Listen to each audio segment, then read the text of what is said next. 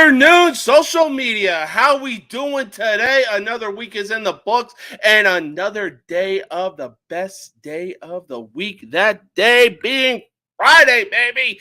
Why? Because we got Friday night SmackDown, and on top of that, the 2022. Let's try that again. The 2024-2025 NHL season just started with the New Jersey Devils taking on the Buffalo Sabres overseas. And on top of that, October 8th, mark your calendars. I know you're going to want to.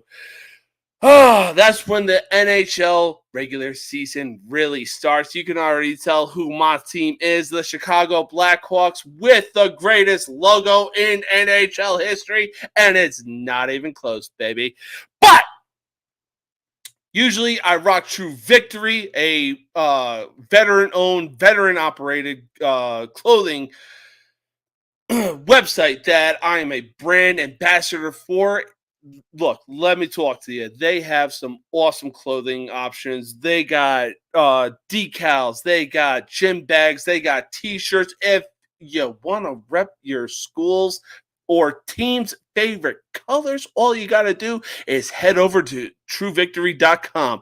Don't worry, there is a link in the description of this video that will guide you to that website. It says True Victory, and once you are done finding what you need to find, all you got to do is use code No Mercy Sports 15. Don't worry, again, much like the code, or much like the link, the code for 15% off your entire purchase is in the description of this video.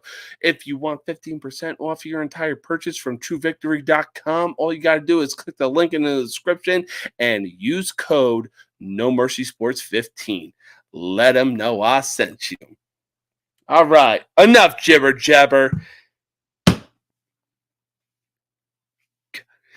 And now it's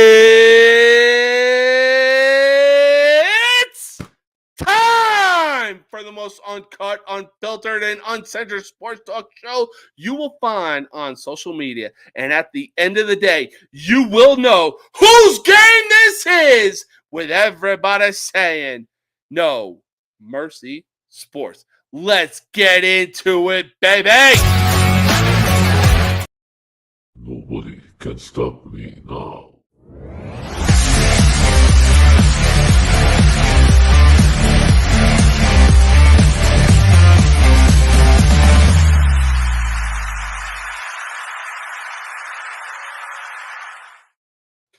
Let me talk to you. Why? Because, ladies and gentlemen, we are live. And man, oh man, does it feel good to be back. Oh my God. Look, we got the MLB playoffs, or I should say, we got the divisional series for the MLB playoffs starting tomorrow. We got college football starting tomorrow. We got UFC 307, Pereira versus, what's this dude's name?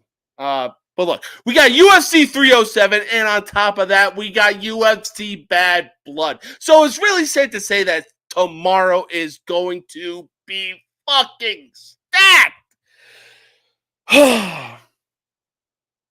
But let's talk about tomorrow. Now, like I said, the divisional series for the MLB playoffs start tomorrow. We got Mets versus Phillies. We got Padres versus Dodgers. We got the Detroit Tigers versus the Cleveland Indians. Yes, I ain't woke. I'm a fucking sports fan.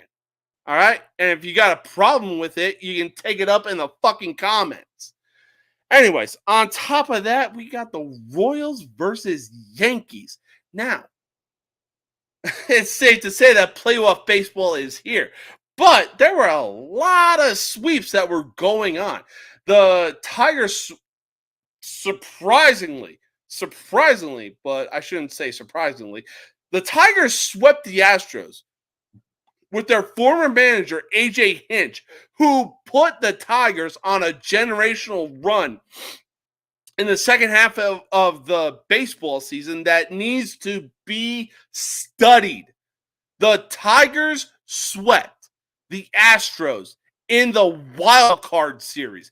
And the Tigers went into Houston and fucking swept them.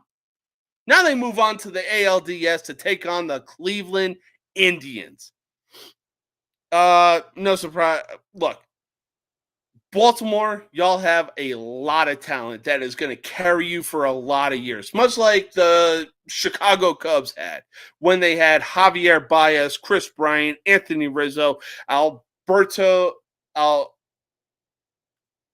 is that right? Yeah, Alberto Almora Jr. I mean, look, y'all got some serious talent, but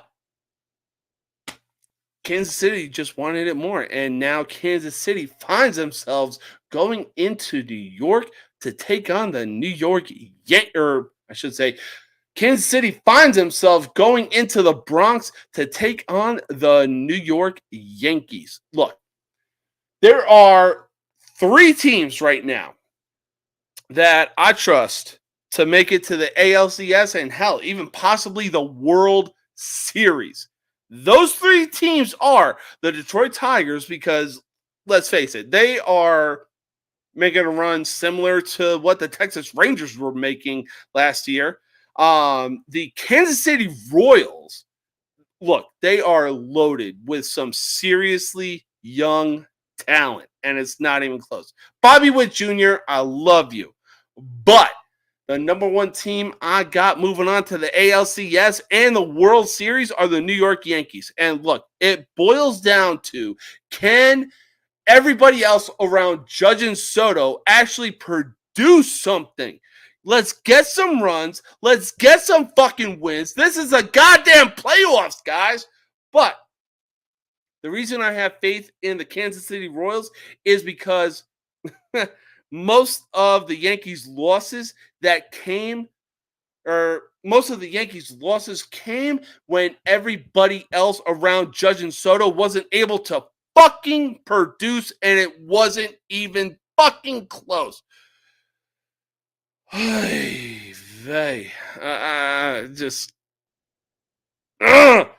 Look, the divisional series are going to be close, and that's all there is to it. Hang on, one of my co-hosts.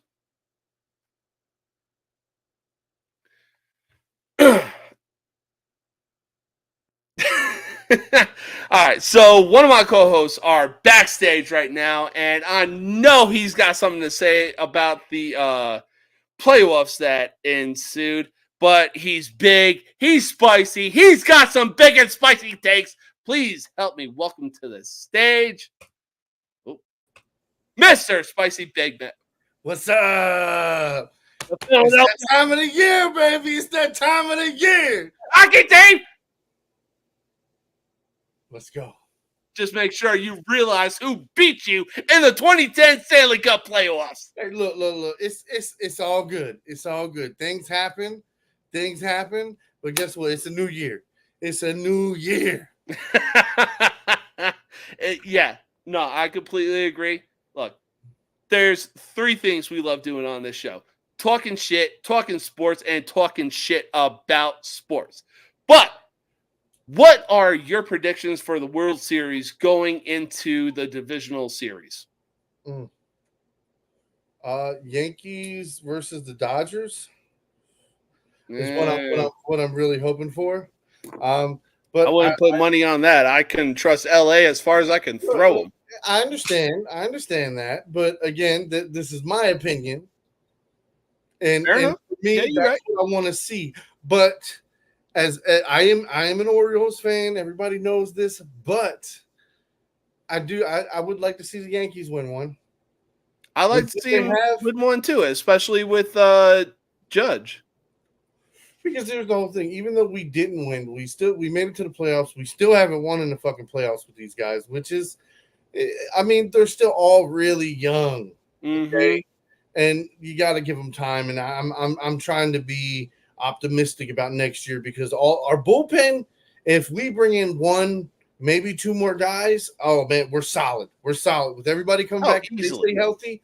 I mean, come on, man. And so I'm like, we're just 1 or 2 pieces away from being that team. From easily, y'all fucking team. Gotta get over that hump. Y'all are right there. You're right there.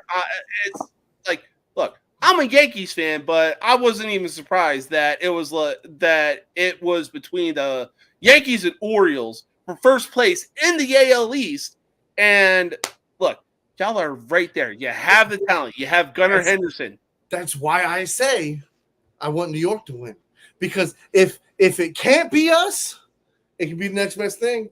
Somebody from our division, which makes our division what? Our division is what? Number fucking 1.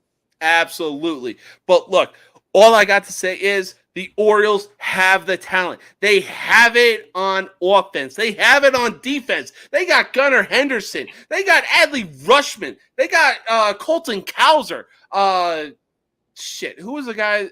Jackson Holiday. They have the fucking talent to carry that organization to multiple fucking World Series championships, and it's not even close. And you got Bautista in the bullpen. You got John Means in the bullpen. Oh my God, Felix Bautista, of course. We have Eflin in the bullpen. I mean, and that's what I'm saying. We go get one more starter and either a reliever or a closer to help Bautista. Bro, by this time next year, I expect to see fireworks from the Orioles. Oh, I wouldn't be surprised either. But that's next year. That's next year. This year. Oh yeah. Look, is the Yankees fucking year. I was gonna say I got 3 fucking teams coming out of the AL to possibly make the World Series. The fucking Tigers, who are running on the power of friendship, and their second season run needs to be fucking heavily studied. Listen. If Kansas City plays the way they played against us, against New York, New York's going to put up 10 to 15 fucking runs on them. And as far as I'm concerned, Yankees bullpen is better than the Orioles is right now. It is. Now the Orioles, they played 2 amazing fucking defensive games. The pitchers did amazing. And you have to realize that we had a pitcher's duel for game 1 of the wild card. Oh my God. Both games. Come on, bro. I'm not denying that. And that's why I'm saying, like, Kansas City, they're good. Don't get me wrong, they're good, but they're kind of sitting in our basket where it's like, let's see if they can add another piece or 2, and damn, they're going to look good next year. Oh, easily. But look, my thing is, like I said, if Judge and Soto are hot and everybody else around them can fucking produce some runs, the Yankees are moving on to the ALCS and possibly the World Series. But some of their losses have come from everybody that couldn't produce around Soto and Judge. And it's like, yo, what the fuck? We're the New York goddamn Yankees! Listen, I picked this bad boy up for a reason. And you see, that's a PSA. That's a PSA 10. So that is Mickey Mantle and Soto. Oh my God.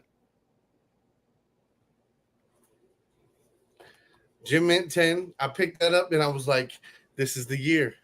This is the year, man. It's a 2024 card. Came out this year with Mickey Mantle. I felt it. I felt when I seen it, I was like, woo! The Yankees gonna do it. Man, look, gonna do it. Look, like I said in the prelude, Saturday is about to be fucking stacked as hell. We got college football. We got the divisional series of baseball starting. We got UFC 307. And on top of that, we got WWE Bad Blood. Tomorrow is stacked beyond belief. So at least my morning tomorrow is going to be super busy because I'm just going to be on YouTube. I'm just going to be on YouTube. I'll probably be at the golf course while I'm doing it too. Oh, hell yeah. Enjoy the golf course, man. Oh, yeah. Oh yeah. Like you said, hey, tomorrow it's your oldest son's birthday.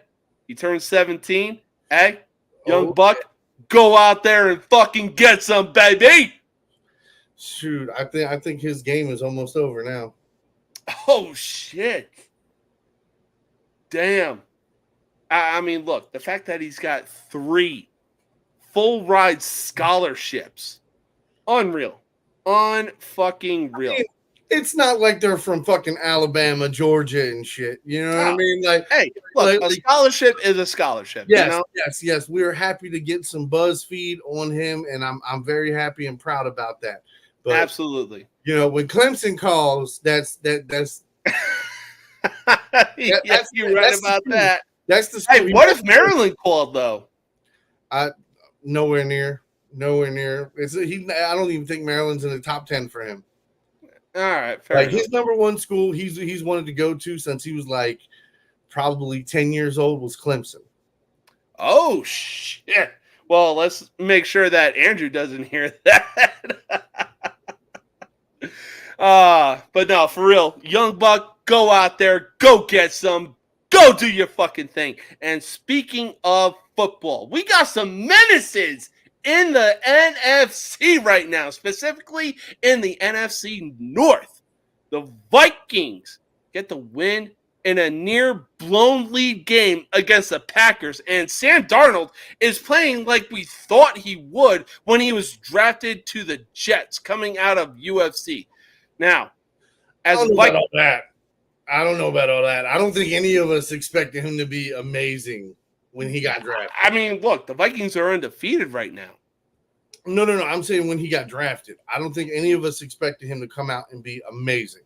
Okay, that's fair. I thought so-called experts at ESPN and FS1. Oh my God, this dude is going to be the savior, the next savior for the Jets because Geno Smith didn't work out. No, I mean, I'm gonna be honest with you. When I saw Matt Darnold and I watched the combine and I watched his throw drills and all that, I saw him as possibly being a Matt Ryan type of player. Okay. Now, what I seen with the Jets, definitely, I thought he was boom. It was bust. It was Dunzo. And then when I seen him in Carolina, it was like him and Geno Smith were easily set up for failure. Yes. Oh, 100%. 100%. You got to understand, it was a coaching carousel for years. Okay, and that's what it was. It was like everybody passed the buck with that team. If this person's fault, it's that person's fault. It's always finger pointing. I will say this. Under what's his name, Robert Saleh. Yeah, it has been the most consistent it has been. Now the whole thing is now you got him. Now you got Aaron Rodgers. You know what you're doing for the next 2 years. You got it planned out for the next 2 years. Okay. Yeah, but the Jets are currently 2-2 and lost to a Denver Broncos team with a rookie quarterback that they shouldn't have lost to. Yeah, of course. It was a trap game. Look, I understand weather is weather, but come on, Rodgers, you played in Green Bay nearly your entire career. There is no way in hell you should have lost that game. No, he shouldn't have. No, he definitely shouldn't have. But understand this. This game was a huge learning curve for this team. And understand, this is billboard material. They let this game go. They lost this game. So now they're putting it up on the billboard.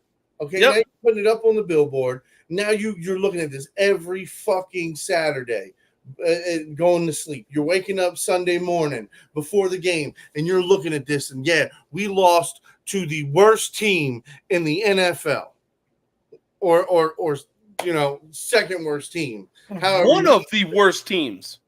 But their literal backup quarterback is Zach Wilson, who played for the fucking Jets. And I guarantee you, he was giving Bo Nix some fucking advice on the sidelines when defense was out there. I mean, regardless, you know what I mean? Like, you still have to go out and make plays. Oh, for sure. No matter what, you still got to go out there and make plays. And I will say this, like, Sam Darnold has stepped up And again, understand this is the best team he has ever played with. This is the most talent that he has ever played with. So understand this. It's like they say. Even the Jets didn't have the talent that the Vikings have. But like I said, like you have quarterbacks like Trent Dilfer, who won a Super Bowl with us. Yeah. Okay? Yeah. And you don't have to be great. You just have to be good enough to do your job. That's it. Sam Darnold doesn't have to make a shit ton of flashy plays. He gets look at most of the time. You got Addison, you got Jefferson, the one that starts with an M. Like these guys are good at getting space. I mean, you even got TJ Hawkinson. But that's my exact point is he's got plenty of good talent around him that'll get open. He's got the best offensive line he's ever played behind. And not to mention the defense on the Vikings. Now I will say that to it. Sam Darnold is helping the defense by making good decisions out there and keeping them off the field. Yeah. Easily. Like Justin Jefferson is easily the number one go-to wide receiver that Sam Darnold is going to look at, but he also realizes that, hey, I got other weapons. This isn't what the Jets set me up for. Exactly. And that is my whole thing is, okay, and I'll just say this. Like, you put Justin Jefferson on any team, and I do mean any team in the NFL, with any starting quarterback, okay, he's going to get 4 catches, and he's going to get around 40 to 60 yards. Oh, so he's going to have those Randy Moss, what was it, like Thanksgiving type numbers? No, that's his every game numbers, brother. That's his every game numbers. Fair enough. Fair enough. This is what he's going to do. But between making contested catches and getting yak yards, bro, Justin Jefferson, hands down, in my opinion, is the best wide receiver in the NFL right now. I don't know. I got a dark horse. We're gonna get to that team in a bit, but for right now, as the Vikings prepare their matchup for their game against the Jets, regardless of the outcome for this game, can Sam Darnold lead the Vikings to a playoff run and possible Super Bowl run? I don't know about Super Bowl, but they're definitely going to make it to the playoffs. Oh yeah, 100% going to make it to the playoffs because guess what? They're going to beat the Jets. They're going to beat the Jets. You know what? I wouldn't even be surprised if they did. I got $1 on it. You know what I'm saying? I got $1 on it. What's up? Hey, look, I wouldn't even be surprised because we are literally seeing the potential of Sam Darnold right now. It's not the quarterback that you draft. Sometimes it's the organization that drafts the quarterback. Look what happened to Bryce Young, for crying out loud. I mean, but that was doomed to fail in the beginning. That was doomed to fail. You have to understand that that's the same thing Arizona is going through right now. They drafted Kyler Murray for Cliff Kingsbury, right? Cliff Kingsbury left. Now they're stuck with Murray. Now, don't get me wrong, Murray's got good talent. He can play his ass off. You know what I mean? And he's also got Marvin Harrison Jr. Yes, but here's the thing: is they don't have a complete team. They have can you name anybody on their defense? No, I was gonna say the only dude outside of Kyler Murray and Marvin Harrison Jr. I can really name is their tight end Trey McBride, who is a literal fusion version of George Kittle and oh my god, what's his name?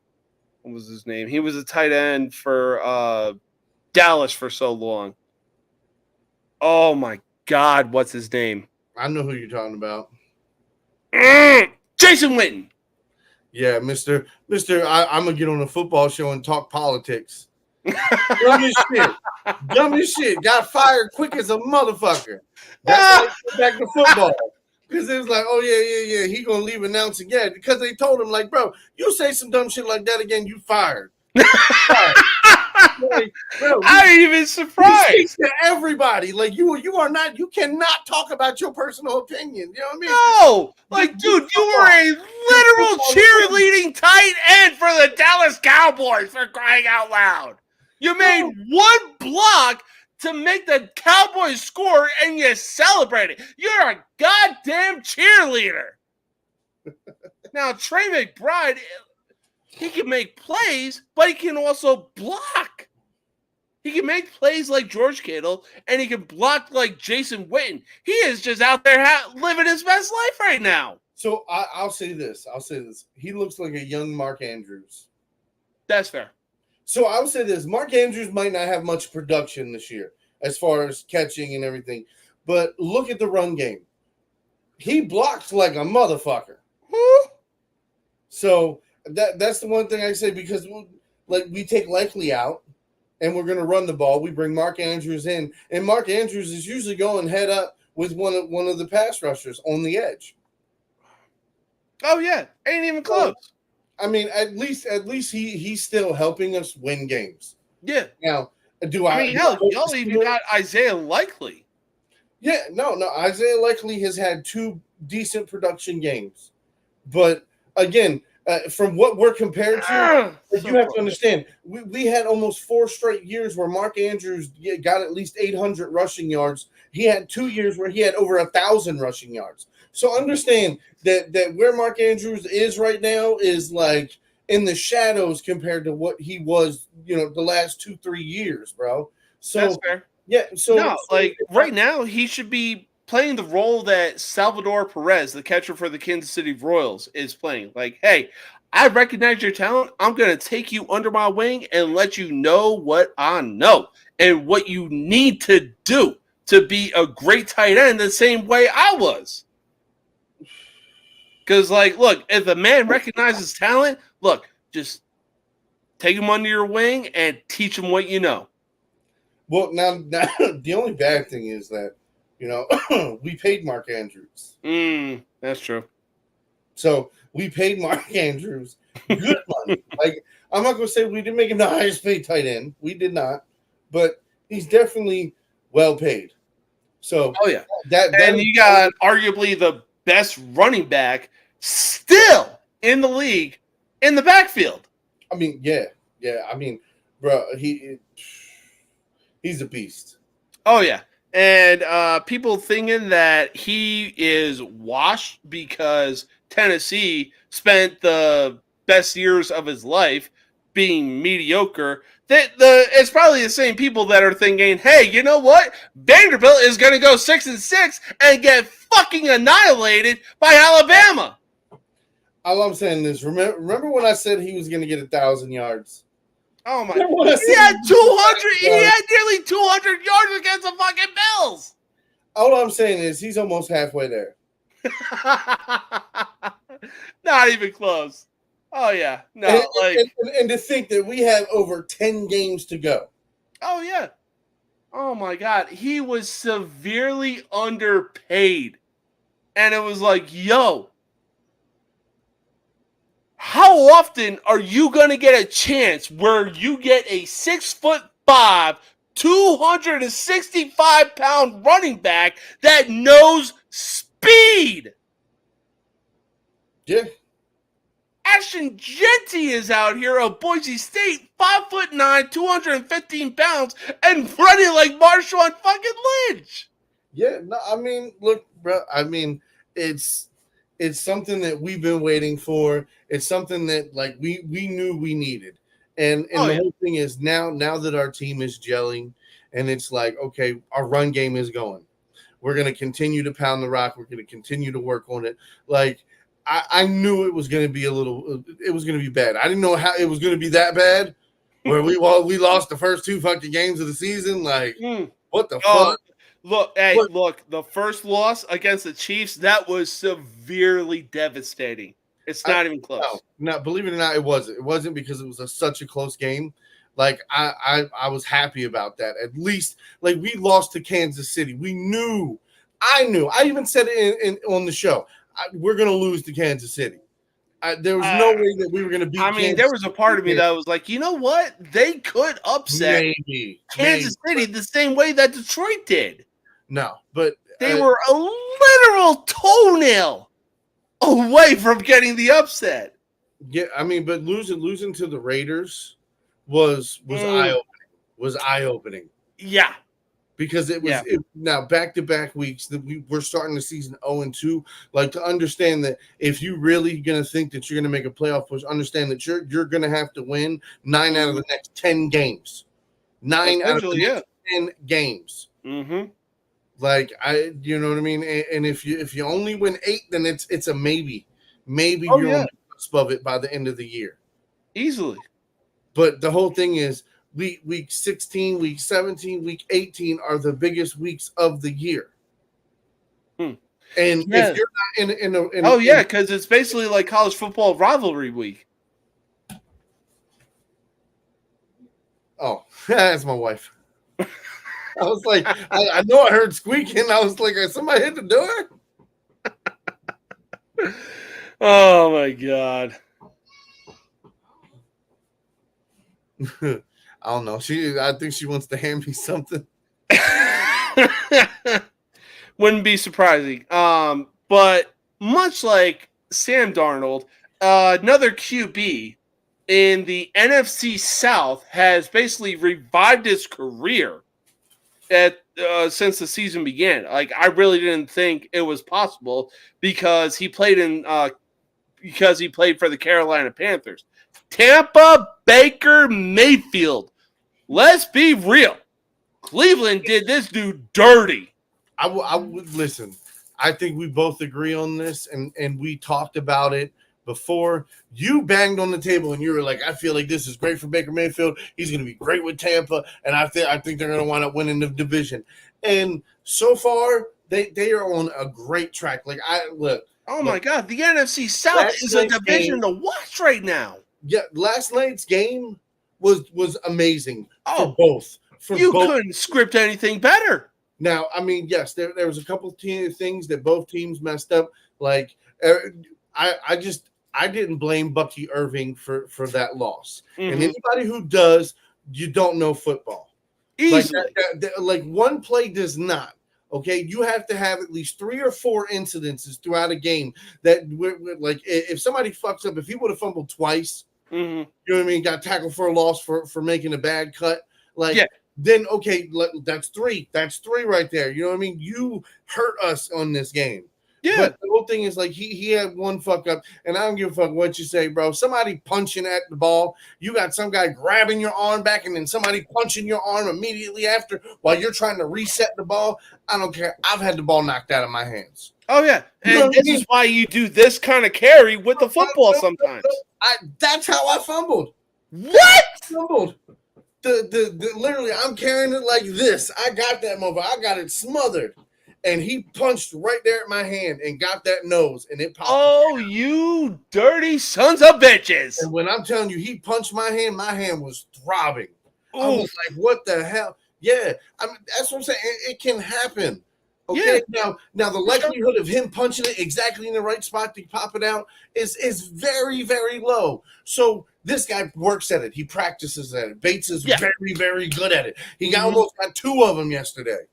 He got one of them. They got to keep one of them. The other one got overturned because of a foul. But regardless, like, dude, it's something that it's like this. Like I said, you gotta make multiple mistakes to a game as an individual player to be like. Oh, there was multiple mistakes towards the end of the game going into overtime. And look, I'm not gonna lie. A couple of them calls was some bullshit. Oh, for sure. Now, and guess what? Guess what I'm noticing? The refs aren't doing. I seen 3 different plays last night where the left tackle head was lined up behind the center's belt line. No shit. No call. What? No call. And I mean, even the Falcons got a obvious missed call on face mask. The Buccaneers, That's and you know what what was that? The play before the strip play. It might have been, yeah. But that's my exact point when it comes down to this stuff, and it's just like, sometimes it helps, sometimes it doesn't. Mm-hmm. I'm just at this point, you put one ref, you know what I mean, on the field, in the backfield, you put one on the sideline, you let the cameras do the rest. Oh, for sure. Tell me, being in a video booth, like I've worked football games before when I used to gig and I used to stagehand, and I've been in the video trailers, bro. As they can pause it and they can rewind it twice as fast, hit play twice as fast, hit play twice as fast, and zoom in and out, change that camera angles, and you've got 10 people in one truck looking at all different angles easily. It would take 30 seconds to get the play call. I mean, look, here's my thing. The foul call, my bad. Here's my thing, though. Somehow, Kirk Cousins in Atlanta is actually fucking working. On Matt Ryan night, Kirk Cousins threw for over 500 yards, a franchise record for the Falcons.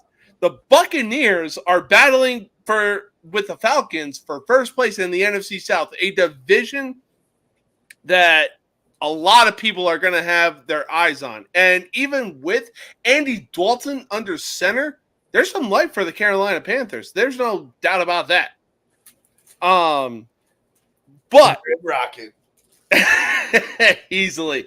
But with Sam Darnold quoting NBA, making a lyrical quote from NBA YoungBoy, and Baker Mayfield, no shit when I say this, watching Mike Tyson highlights to get locked in for the game last night, I think it's pretty safe to say those two are a lock-in for the MVP race. As long as you talk trash like Mike Tyson, it's all good. Oh, my God. But Mike Tyson used to have the worst place quotes. It was like, hey, bro. Now I'm like, hey, was you partying with Diddy? Actually, no, I don't think he was. They show that clip where he's sitting next to him and he's grabbing his hands, pulling him off of him. But now I'm like, No, even Tyson was like, hey, hell no. You get away from me, I'll knock your ass out. But much like with Sam Darnold and the Vikings, much like last year, can Tampa Baker Mayfield lead the Bucs to the playoffs and a possible Super Bowl run with the way that he's playing right now?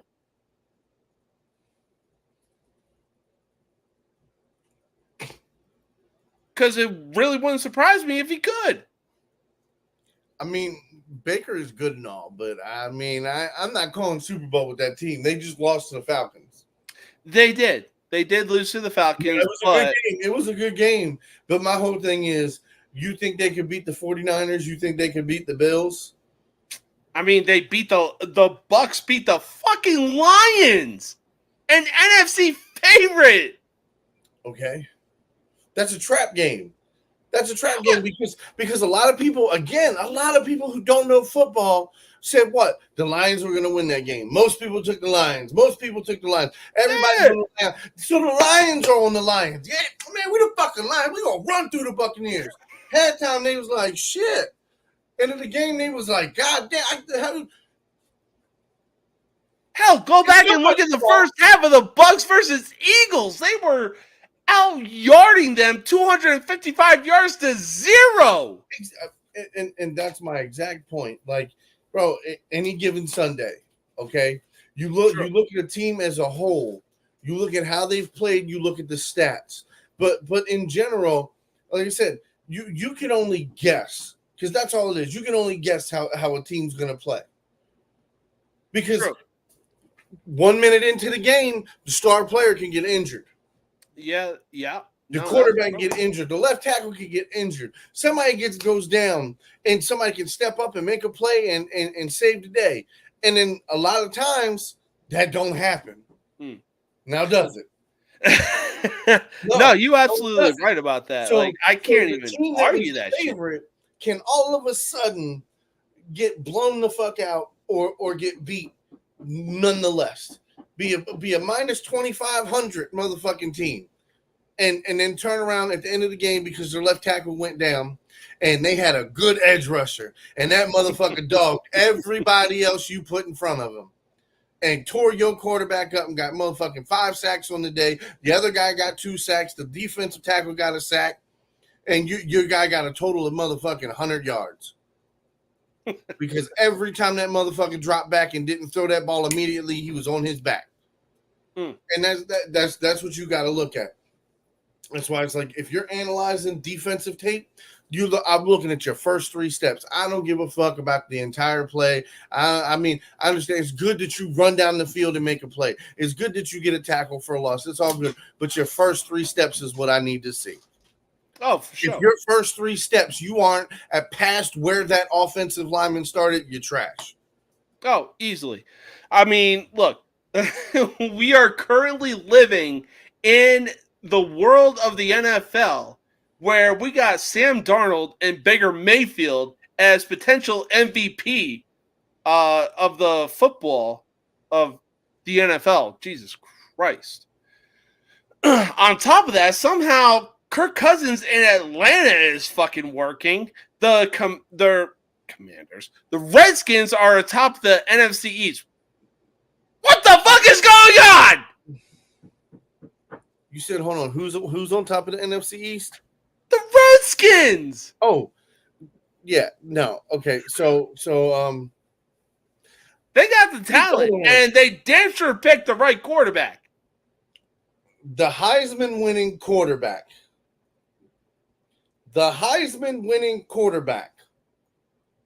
I'm sorry. Listen, I felt the same way when I seen him play, like when I seen Lamar play. Okay. Now, I didn't say this because I didn't know much about him. I didn't know if when he was coming to the NFL, because the last few times I've seen quarterbacks I liked them, they didn't even make it to the NFL. And that's why I'm like, okay, well, LSU, it's a good school. I know it's a good big school. Oh yeah. But you never know. You never know. And so I'm like, okay, no problem. I sit here, I watched his highlights.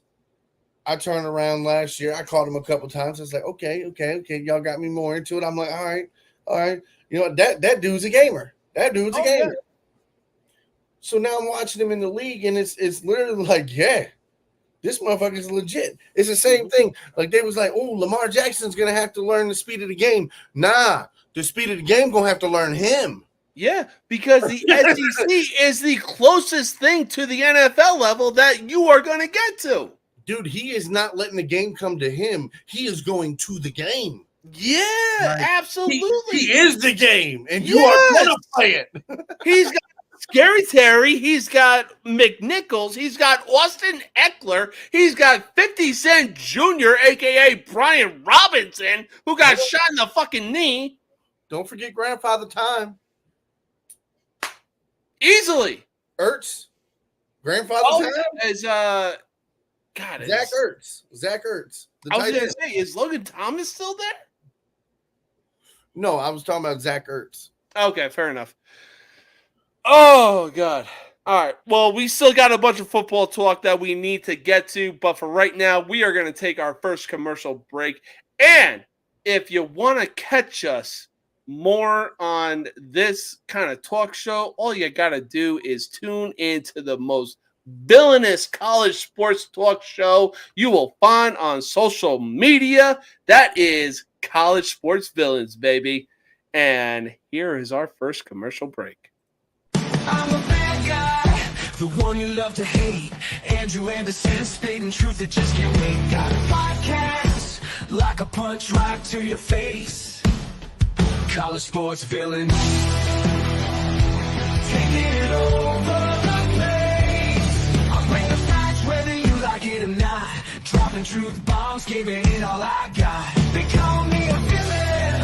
Well, I wear that badge with pride. Nothing but secrets they try to hide. Hard rock in my veins, rebellious to the core. I won't back down, won't take it anymore. The bad guy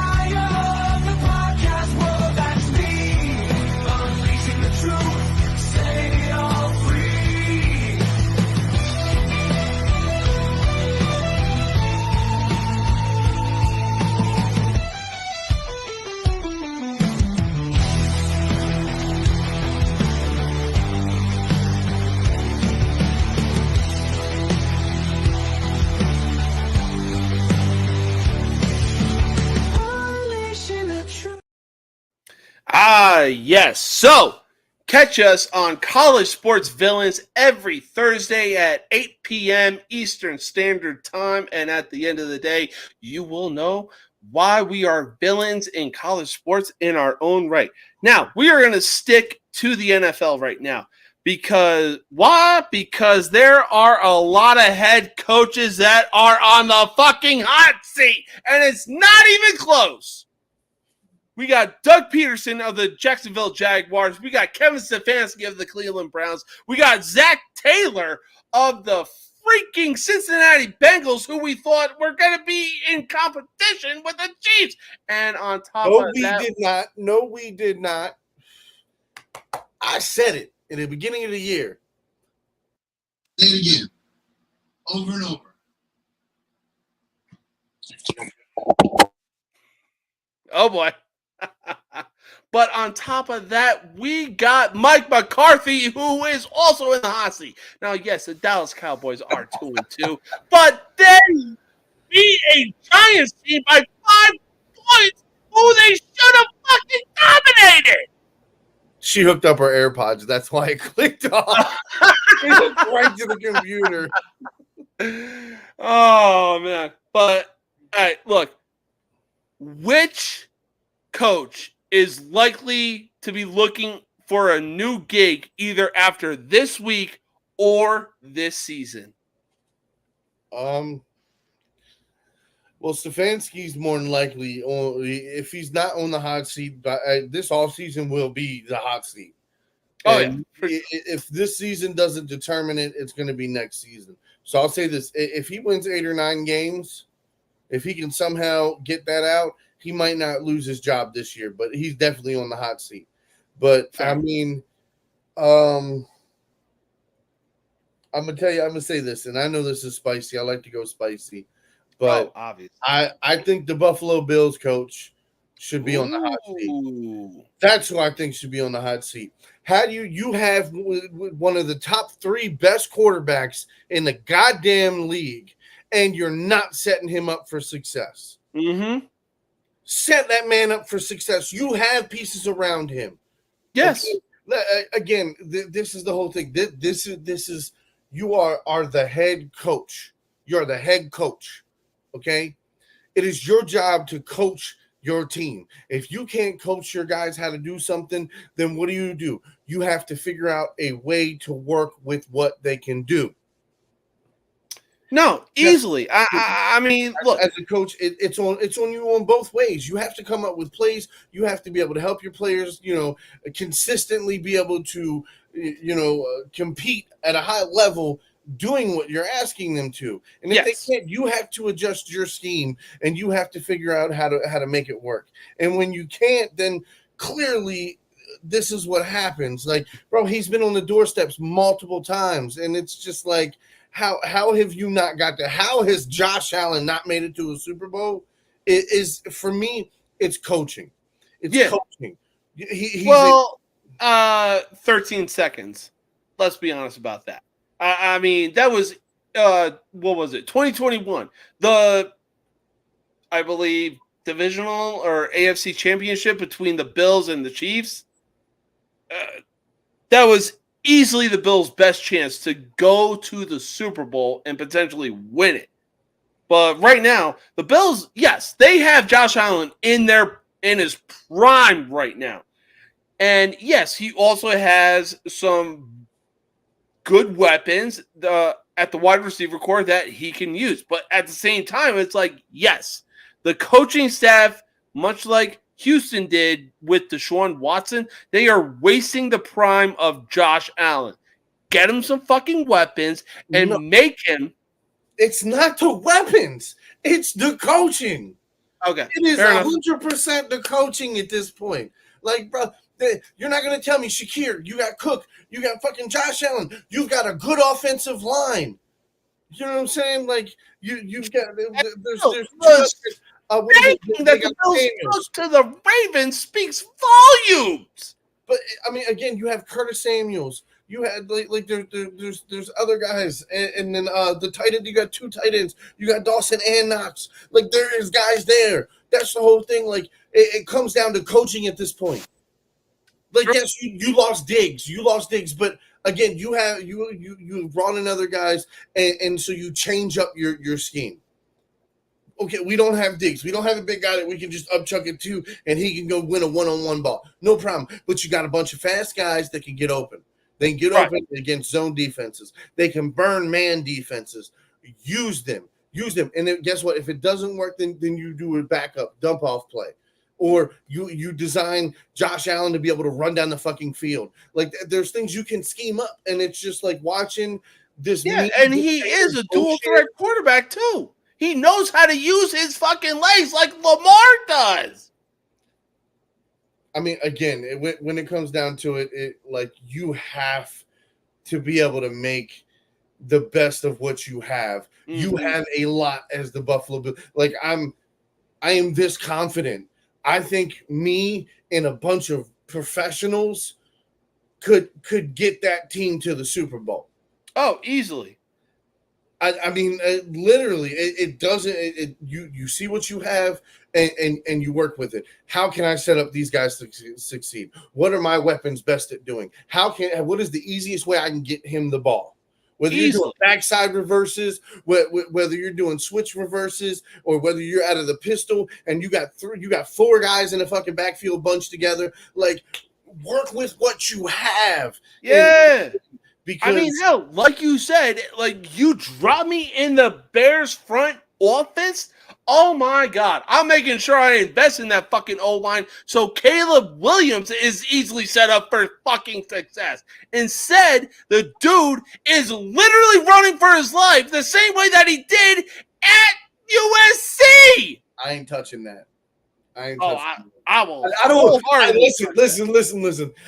The Bears. I'm not even going to argue that. That's what I said. I'm not going to argue that. I promise you, I'm not going to argue that. Me and some professionals, like I said, could get them to a Super Bowl. I feel like 100% with my mindset on. Listen, this is what this guy does. This is what this guy does. You get a bunch of guys in a room. Let's make an offense that is going to be able to work.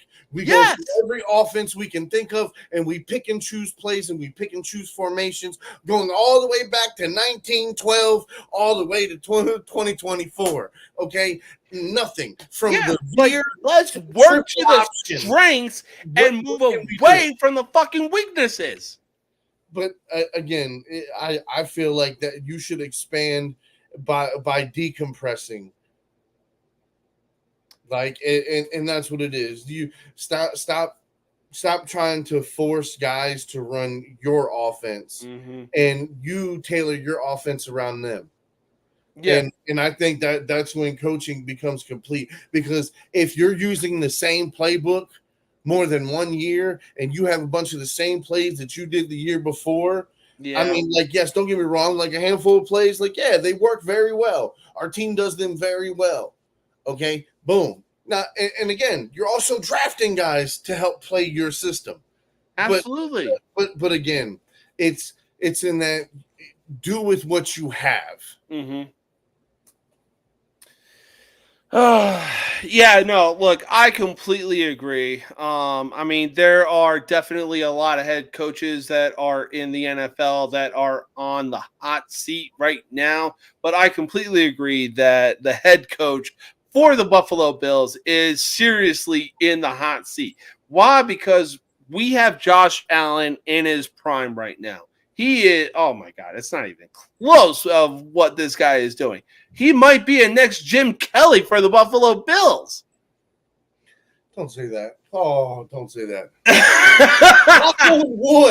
Knock on wood. Like, I know I'm in the AFC, and I know seeing him win a Super Bowl would mean that Lamar didn't win that Super Bowl. But again, like, I would love to see him win one for Buffalo. Oh, for sure.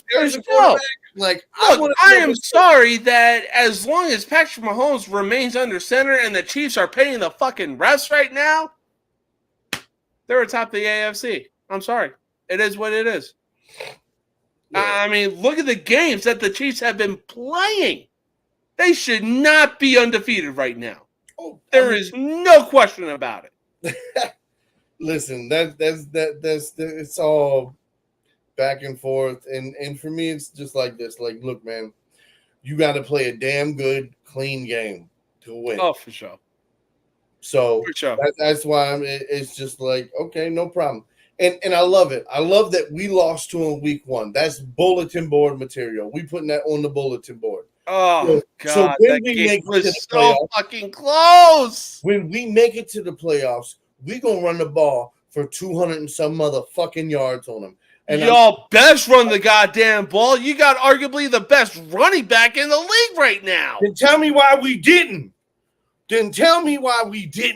Because No. Can I tell you? I was going to say because line. their offensive fucking line. offensive and defensive coordinator, and hell, even their head coach decided to be Ron Rivera and decide, hey, you know what? This is working for us, but let's take a step in this direction. No. So you took a guy, right? Falalehe, and he was a right tackle. He is fucking 6'8", 360 pounds. Oh, now you're saying, hold on. You're gonna kick in, and now you're gonna be a swing guard. Oh, what? Bro, it took a lot to adjust to the speed of the NFL. Now he's got to pull and make blocks. He missed a lot of blocks because he was slow and he wasn't sure. Now you've seen over the last 4 weeks, this offensive line has gotten more cohesive. It's gotten better. Yep. Right? We got the rookie right tackle switching in and taking over. All right. So, I mean, now that we have everything, getting in rhythm. Now we got that 6'8", 365-pound motherfucking behemoth moving at 15 miles an hour and knocking the shit out of a right end. And to watch him plow over 2 and 3 people and knock a fucking linebacker back 10 yards was beautiful. Okay. And seeing the line split and move and watching gaps come in and watching Derrick Henry smash motherfuckers in the mouth, like time after time. Like, bro, I enjoyed it. Whether he got 1 yard or he got fucking 10 yards. I mean, that first run, I didn't get to see it live.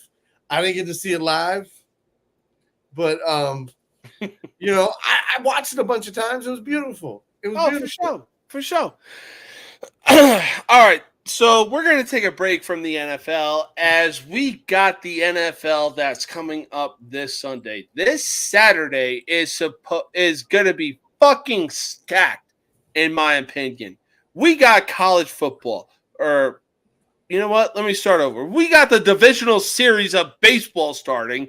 We got UFC 307. We got WWE Bad Blood. And then throughout the entire fucking day, we got college football, which leads me into this next segment.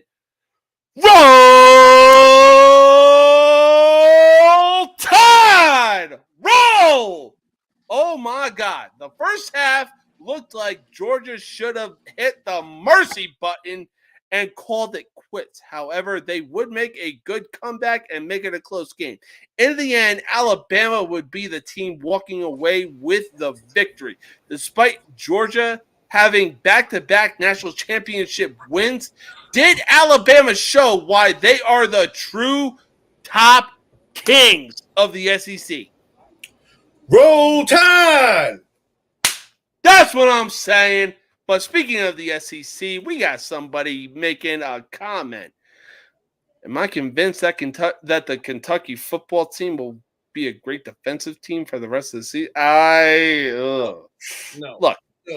They got the win over Ole Miss. Good for them. They even kept Georgia to 13 points. Good for them. They still got a hell of a schedule coming up. But is Alabama still the top team in the SEC, despite the fact that they don't have Nick Saban? They have a potential Heisman candidate being Jalen Milroe. Yeah, I mean, look, Alabama ain't going nowhere. Easily. Easily.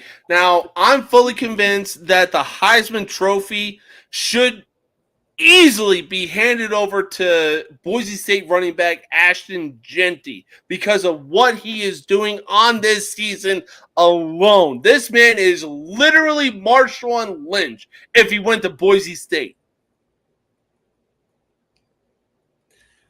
Yes, he's looking very impressive, but not so fast. Okay, there are quarterbacks, there are running backs, there are wide receivers. There are a handful of guys at each one of these positions that are looking great. There's also the one, the only Mr. Hunter. That's Mr. Hunter. Okay. Well, look, I know. It says listen, the amount of snaps he is playing, it's essentially the entire fucking game he's on the goddamn field. Okay, if anybody wins this Heisman other than him, it's rigged. It's rigged? What are you talking about? Kent Ward is down in Miami right now playing in regular motion while it looks like everybody else is playing in slow-mo. And on top of that, Ashton Genty is 5'9", 215 pounds, and he doesn't look 215 pounds, but basically bulldozing everybody. Did Marshawn Lynch go to Boise State and give the fucking dude some goddamn Skittles? Listen, if he could chuck it 80 yards, I bet you he'd be – look, they hiked that motherfucker. He chucked that bitch. The offensive line would open a hole. He just burst down the goddamn field. He catch his own motherfucking pass. I mean, look, I'm not saying that. Look, I'm not saying that Travis Hunter doesn't deserve the Heisman Trophy. I mean, the way that he's playing right now is phenomenal. It's not even close. He's almost a shutdown corner. Yeah, and then on top of that, he's an offensive fucking bucket, bro. He's a touchdown. He's a touchdown. Just give him the game ball because, bro, he deserves it. Like, I mean, as good as Shakur looks at some days, okay, Mr. Hunter is just, I mean, he's a different level. He's a different level. Like, oh my God, he really is. When he gets to the NFL, okay, I'm just gonna say this, like, if he continues to play at the level he is and gets better, listen, I mean, as long as he plays 10 years, I can almost guarantee eventually he gonna get that gold. Oh, easily. Yeah, I was even gonna say, like, if he can, like you said, if he can keep up this kind of playing level, and if he goes into the NFL being a two-way player the same way that he is right now at Colorado, so, NFL better be on fucking notice. Let's look to the future for a second. Okay. Arch Manning. No, Arch Manning has the ultimate cheat code with Peyton and Eli. It's not even close. But hear me out. Arch Manning completes 97-yard pass to Mr. Hunter. Woo! Now, I will say this. On what team? Listen to me. It doesn't matter. Does it matter? It doesn't matter. It doesn't matter. We're gonna watch. We're gonna tune in because I'm telling you, there's gonna be a team. There's gonna be a team that's already trying to set this up where they're gonna try to get the number 1 pick, and I'm gonna try to get like the number 3 or number 4 pick, to where hopefully that like in these 2-year span, I can get Arch and then I can get Hunter, and then that's it. I got 10 years. I got the one of the best quarterback wide receiver duos. God, this is future talk. Now, this could be a dream. Or this could be the future. It really could. I mean, look, whatever team winds up with getting like, oh, hey, you know what? We want Travis Hunter, but guess what? We also want Arch Manning, because that would be a deadlier fucking duo in the NFL compared to Kyler Murray and Marvin Harrison Jr. 100%. Oh my! I'm just telling you from what I've seen, okay, of him so far, just this year, I'm like, okay, You put him behind a quarterback. Okay, like you have a team that ain't gonna have to start him right away. I can see them getting him in the top 10. Oh yeah, I'm talking about this year coming up. Like, I mean, I don't see him throwing fucking 10 picks this year. Oh, easily. No, Arch Manning and Travis Hunter would feed fucking families the same way that if we had an ALCS matchup between the Royals and the fucking Tigers, that would feed fucking families. Tell me I'm wrong. Yeah. Look, man, I'm all for it. I'm all for it. I'm all for it. Oh yeah. Look. Listen, history of sports, anything that I get to live through, it's amazing. It's amazing. Oh, the fact that we're all alive at the same time and all of this shit is going on at the same time, and we're able to share this and all the technology and everything. Like this is a great time to be alive. Oh yeah. And look, for hockey, I may be a Blackhawks fan, but I am still true to the New York Yankees. And if the Kansas City Royals eliminate the New York Yankees, I wouldn't even be mad. They have the fucking talent. They have the coaching. It wouldn't be surprising to me. It wouldn't. The Royals are set up for success. They have Bobby Witt Jr. They have Vinny Pasquantino. I mean, come on. And Salvador Perez being the talent locator that he is, he knows talent when he fucking sees it. Ooh, what you drinking there? Blanton's. Ooh. Mixed with some juice and some rum. Ooh, okay. Give her a little more spice. Got me a little drink too. You seen Trailer Park Boys? No, I don't think I have. Wow.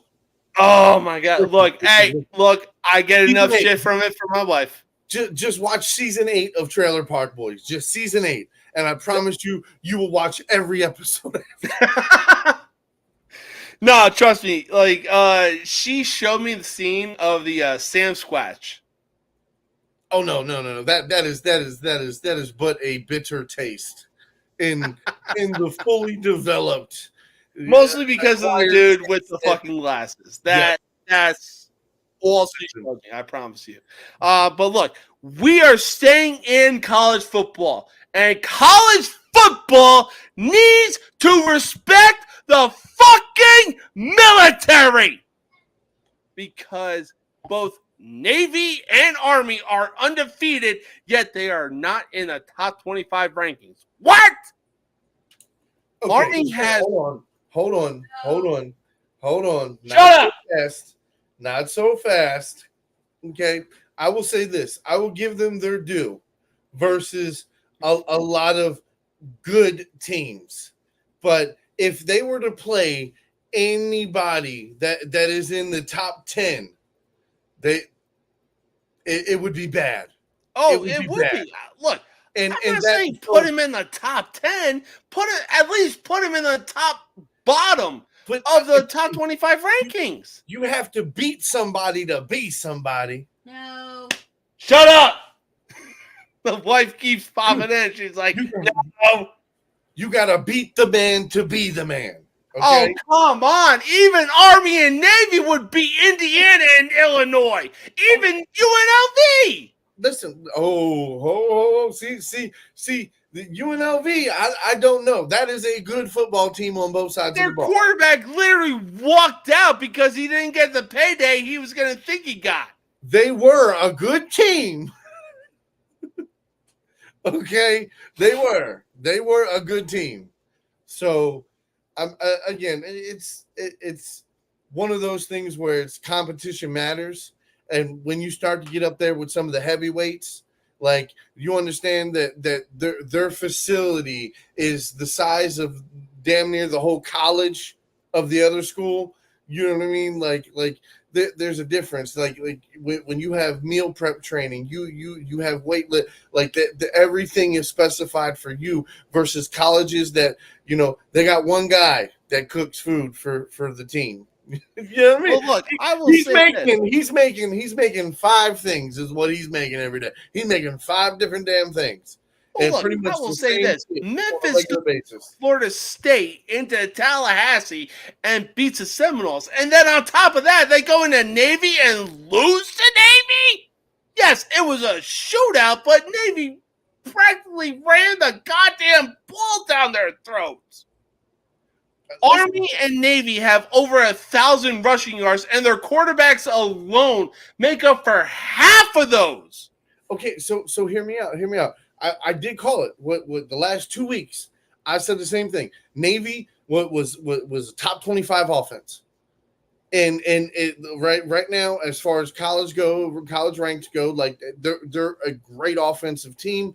Their defense is right on the cusp, and it's all about who you play. Yeah. And right now, yes, they look really good, but the next 5 weeks is really going to be the telltale sign is whether they're actually going to get looked at or not. Now, if they continue to play and maybe lose one game, maybe they go to a bowl.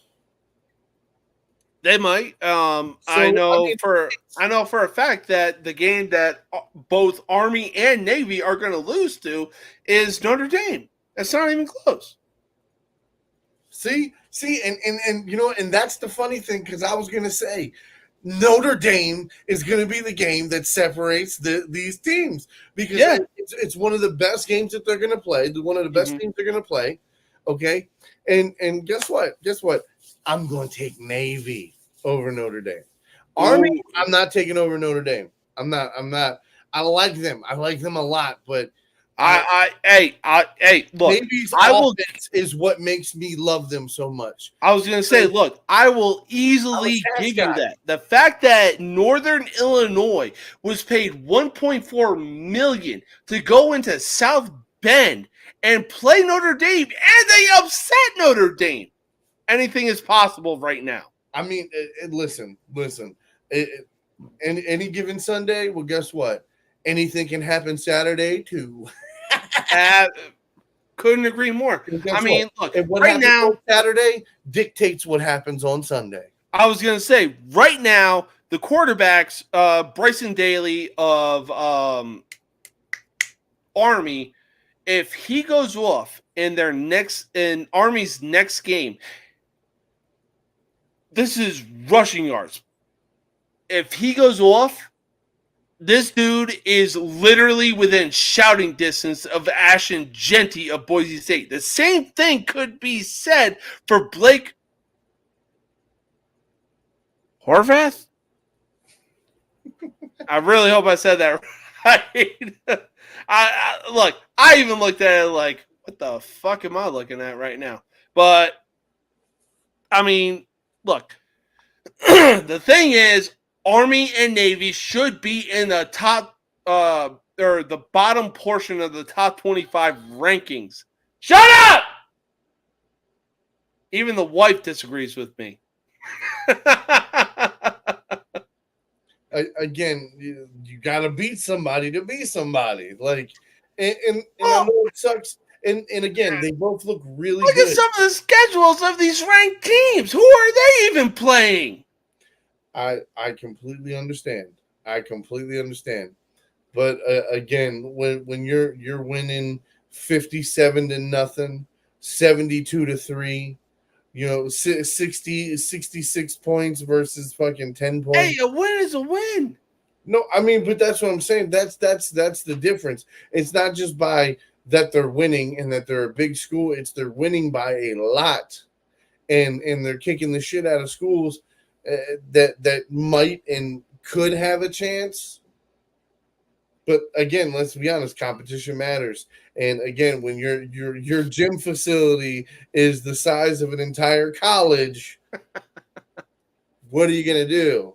No, that's true. Look, I will say this. The one thing I am really looking forward to, regardless of the outcome for both Army and Navy, is the Army-Navy game. That is going to be one to watch. It's been the last few times that I've watched it has been nothing but rushing. But because both Army and Navy have got quarterbacks with 450 plus rushing yards, oh, it's going to be a game to watch, especially even if they have one or two losses on their record. Oh, I can't wait. Go Navy, beat Army, baby. Hey, look, I may be in the Army, but my stomping grounds remain loyal to the fucking Navy, baby. It's not even close. All right, so we got some predictions that we need to make. We are going to take our final commercial break. We will see you in less than a minute. Yum, yum, get you some. Jalapeno cornbread. Check it out.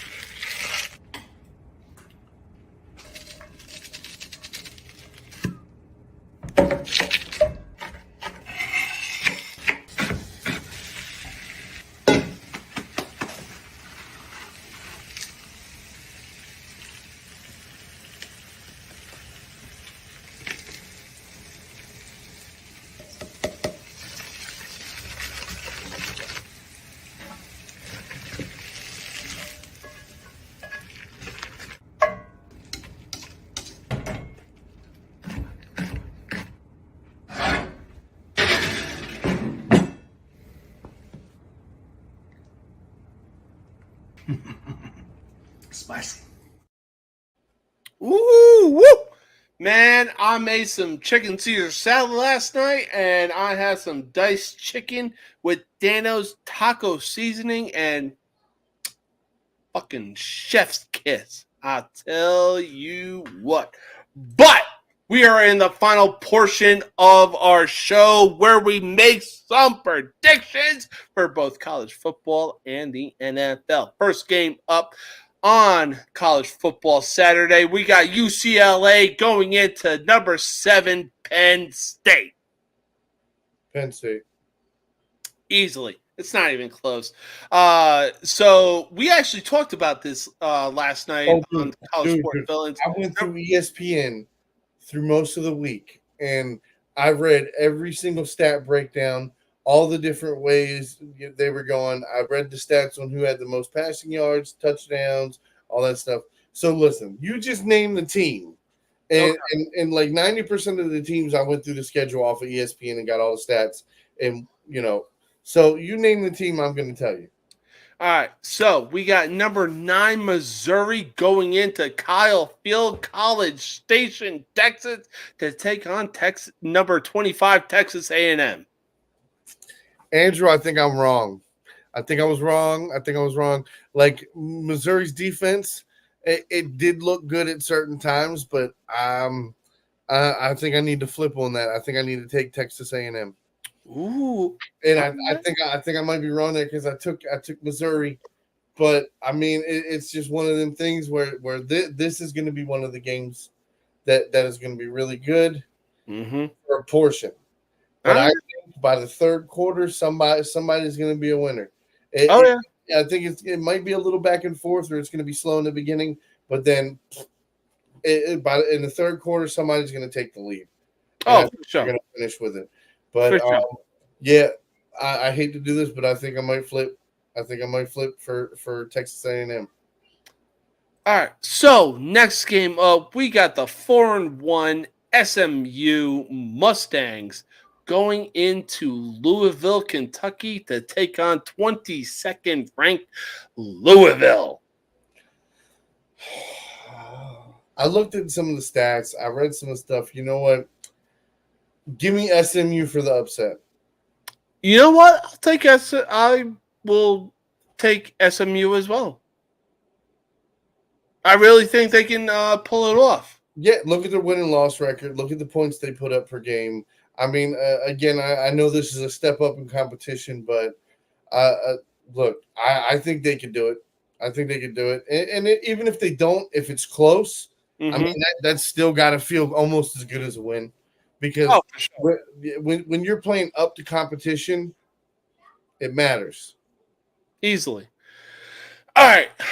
Next game, we got Purdue going into Madison, Wisconsin to take on the Badgers.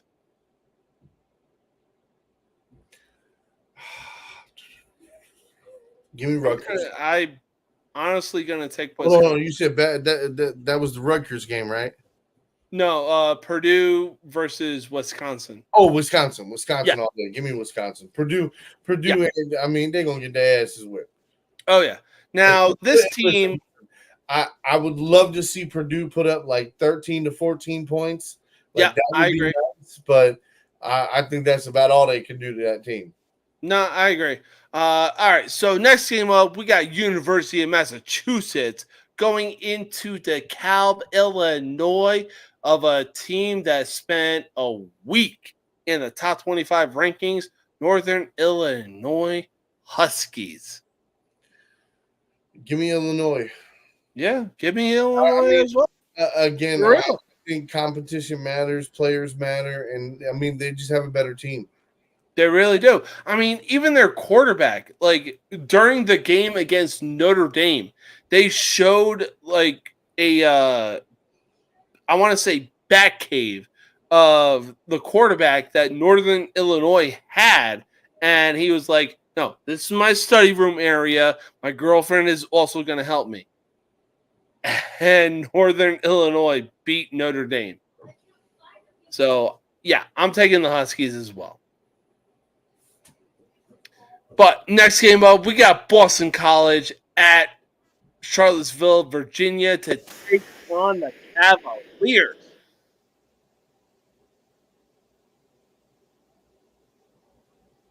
All right. You said what? The Cavalier? Oh, Virginia. Sorry, I'm trying to All good. I'm trying to take your time. Hey, take your time.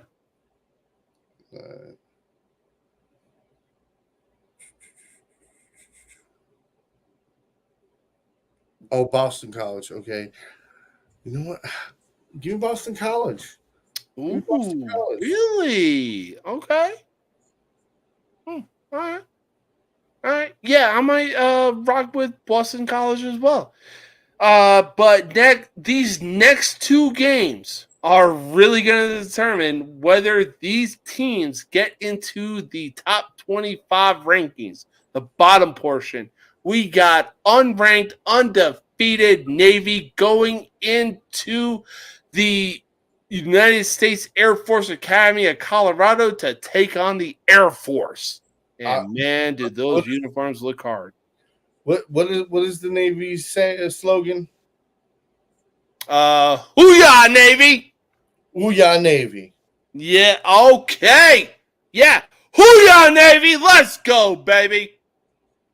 Next game, we got the Army going into Tulsa, Oklahoma to take on the University of Tulsa.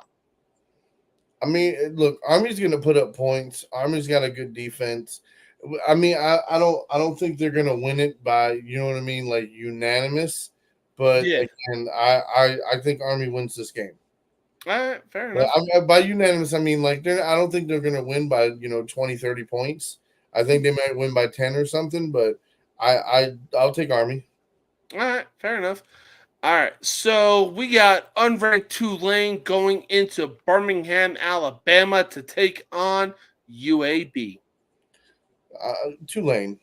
I'm going to take Tulane. I'm going to take the bigger school. Fair enough. Ain't did much of shit this year.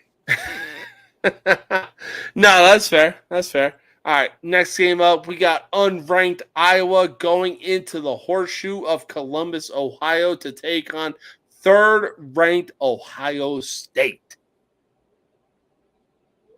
Ohio State. It's not that's slowly becoming the college that I'm riding with. Oh yeah, especially in welcome, John. Shout out to John. All right. So We got next game up. We got Auburn. Oh God, this shouldn't even be close. We got Auburn going into Athens, Georgia, to take on number 5 Georgia, who just is coming off a loss to Alabama. Oh, Georgia is going to murder. Yeah. Like Georgia's going to put up probably at least 35 to 40 points. I wouldn't be surprised if they put up 60 plus in the first half. I mean, I'm not going to go that crazy. I mean, but no. I mean, at the end of the day, I think Georgia should put up probably 40 points on them. Oh yeah. I mean, again, like I said, Auburn is a bad team. It's just a bad team. Like they have their loss to Cal really speaks how their season is going to go. Yeah, no, for sure.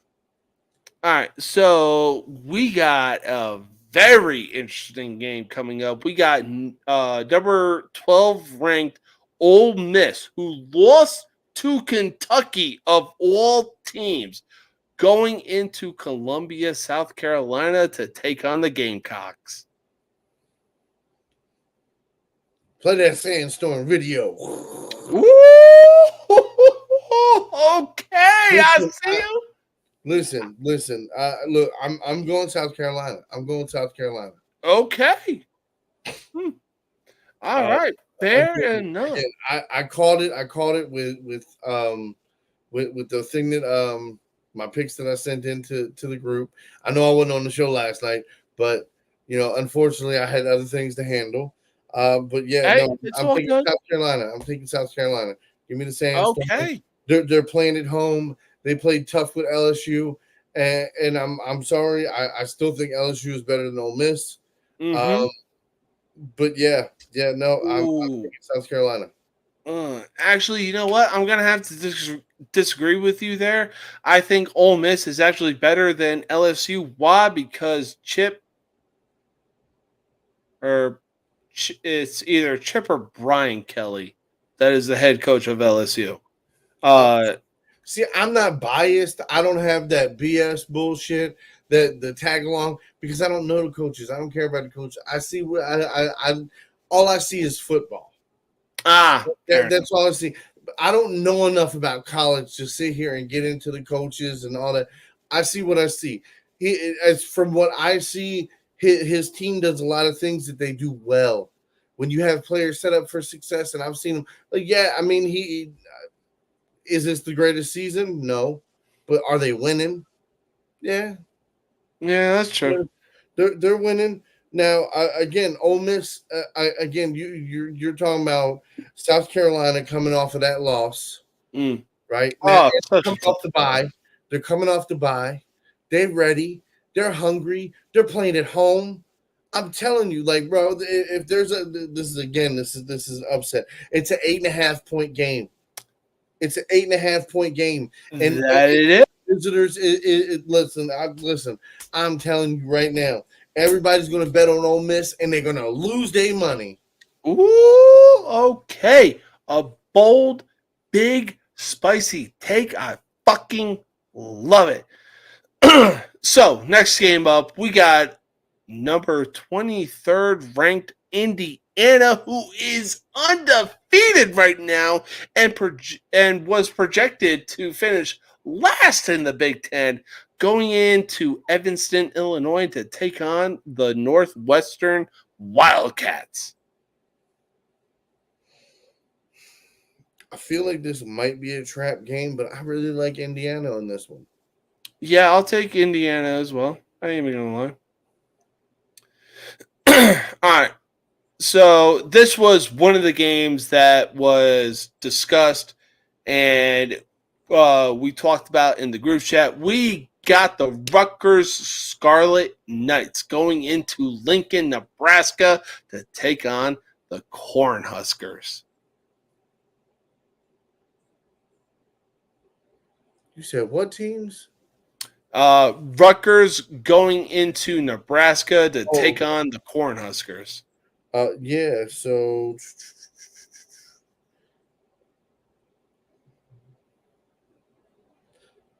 Yep, I took Rutgers. All right. Yeah. I'm gonna take Rutgers as well. So I mean, they do again. I look at a lot of things from the stats point of view, and being stats, I look at points per game that you put up. I also look up points per game the defense gives up, and I sit there and I average them out, and it's just like if one team is just much more dominant in both areas as far as if they beat them in points, points scored, and they beat them in points given up. I mean, they have less points given up. That's a lot of times how I judge it. And Rutgers just looks like a better team to me. Yeah. I'll agree with that. All right. So after Rutgers, we got numero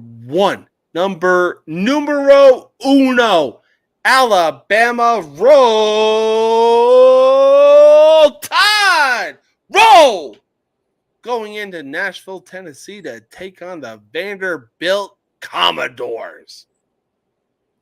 Roll Tide. Exactly. It's not even close. All right. Next game up, we got 15th ranked Clemson going into Tallahassee, Florida to take on the Seminoles. I'm taking Clemson. It's not even close. Yeah, I mean, I'm taking Clemson, but I think it might be closer than you think for some reason. I just have a gut feeling that Florida's going to wind up like, you know what? No, fuck it. Let me shut up because Clemson might blow them the fuck out. Yeah, it wouldn't be blow them out, but I don't know. I just feel like this might be a trap game for Clemson, thinking that they're going to run up in here and it's going to be a sweet, easy game, and it's just another check off the list, and they're going to fuck up. They're going to fuck up, and I'm not saying they're going to lose the game. I just think it might be closer because of how they approach the game in the first and second quarter. Now, well, on top of that, they don't have DJ Ukulele under center too. So, hey, maybe it is closer than we think it's going to be. But yeah, give me Clemson. I'll take Clemson. Yeah, easily. All right, so after that, we got Utah State going into Boise, Idaho to take on the 21st ranked Boise State Broncos. You best believe I'm taking the Broncos in this. The fucking Smurf field reigns supreme over any college football field. I'm in complete agreement with you. If they don't win this game by 2 touchdowns, I would be absolutely flabbergasted. Oh, absolutely. All right, so after that, we got number 4th ranked Tennessee going into Fayetteville, Arkansas to take on the Razorbacks. Yeah, I'm going to go ahead and take Tennessee. This is just another proven point. Like, if you're the best team in football, you're going to show it right here, right now. Easily. Don't get me wrong. Arkansas is not one of the best teams in the league. Okay, but again, they're a good school. They play good football, and it's going to be a test. If you don't play good football all 4 quarters, you can fuck up and lose this game. Completely agree. But yeah, Tennessee, I really see them going in there, decimating Arkansas. Look, Arkansas, just go to Walmart and fucking stick with that shit. All right. But next game up, we got 10th ranked Michigan going into Seattle, Washington to take on the Huskies. Bro, this is a trap game. This is a trap game right here. All right, the spread is 1.5. The spread is 1.5. Yes, it is. The money line is minus 120 plus 100. The under over is 41.5 points. The safest thing you can do here is play the over and hope to God Michigan can score at least 2 touchdowns. They score 2 touchdowns, Washington's going to score 2 touchdowns. Yep. Okay? And then somebody's going to have to kick that field goal. So, I mean, and I'm sure that right there is probably the third quarter. Something it might be another field goal score. Hopefully, it's another field goal score so you can get that motherfucking 40 points. All right. So are you taking Michigan? I gotta take Michigan. Michigan. All right. This will definitely be a good matchup to watch. Why? Because it is taking place at 1930 in Minnesota in October of all places. And let me talk to you. Why? Because number 11th ranked the University of Spoiled Children have never experienced a fucking Midwest type of weather when it comes to both fall and fucking winter. As number 11 University goes into Minneapolis, Minnesota to take on the Golden Gophers, eh? Shit, what's the record? What's Minnesota's record? They are 2-3 right now. Damn. Give me USC. Ooh, okay. I'm mostly going with Minnesota. I'm like 75-25. 75 Minnesota, just because USC doesn't really experience anything under 60 degrees year round. As much unless it's snowing and shit, it really don't matter. Unless it's windy and cold as a motherfucker, it really don't matter. Like that's the real shit that interrupts people. Being 50, 55 degrees, it ain't really affecting nobody. Yeah, but Midwest winter or Midwest fall weather is a hell of a lot different than West Coast type fall weather. You know what I'm saying?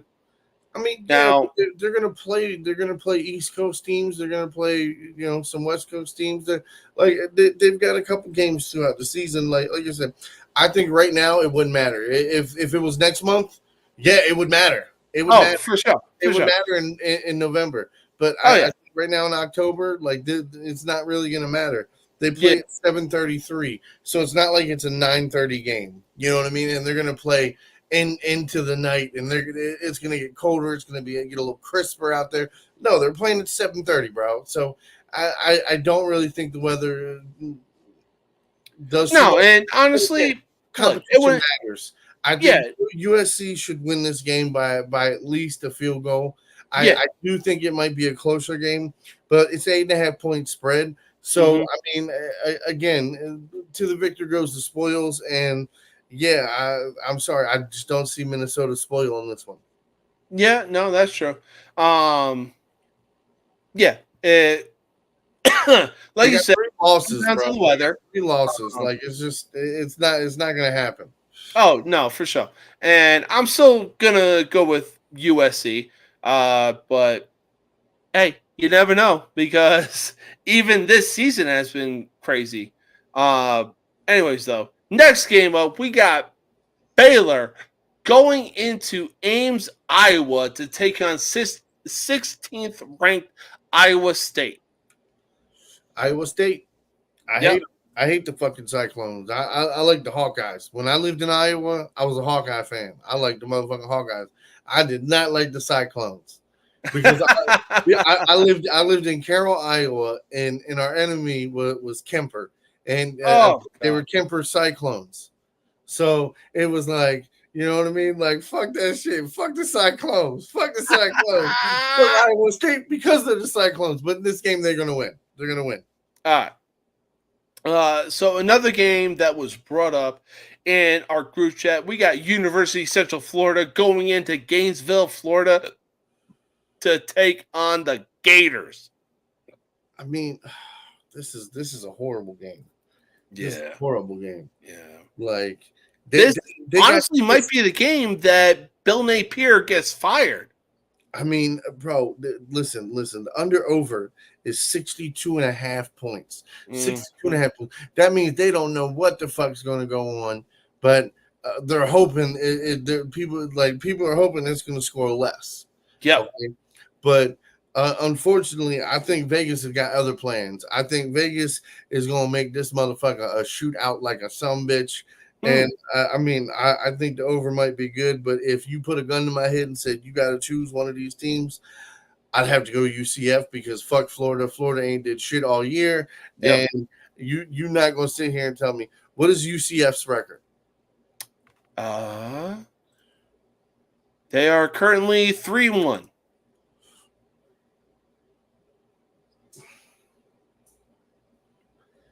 Yeah, give me UCF. I will take the UCF Knights as well. Final game of the night is a late game, but we got number 8 ranked Miami, the fucking U, baby, going into Berkeley, California to take on the Golden Bears. What's California's record? Shit. I actually just closed out of hang on. You're like, damn it, man. Nah. California is currently 3-1, and they also beat Auburn. So they beat UC Davis, Auburn, San Diego State, and lost somehow to Florida State. I'm gonna say this is gonna be a nail biter for Miami, but I think Miami wins. Well, I don't know about a nail biter, but I'm still gonna take Miami in this. Listen again. Miami really hasn't improved that much to me this season so far. True, but I mean, the way that Cam Ward has been playing, he looks like he's playing in regular speed while everybody else is playing in slow motion, you know? I mean, listen, I'm not going to disagree with you. Look, everybody is, again, it's just what I see as far as analytics and the little bit of homework that I've done.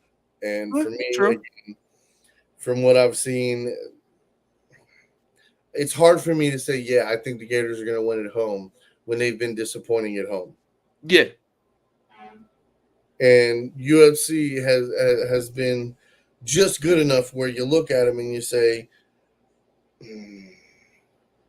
No, completely agree. But as far as Miami and California go, like, California beat Auburn, and that was good. But again, it makes me come back to that. California is looking decent. They're looking decent.